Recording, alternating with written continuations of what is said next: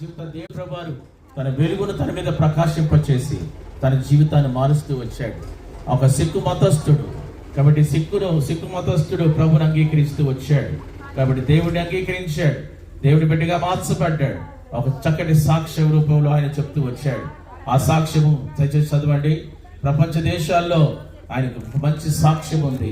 ఒక గొప్ప దైవజనుడిగా మంచి సాక్ష్యం సంపాదించుకుంటూ వచ్చాడు. ఆ దైవజనుడి యొక్క సాక్ష్యాలు ఇక్కడ మీకు ఇస్తున్నాం ఉచితంగా.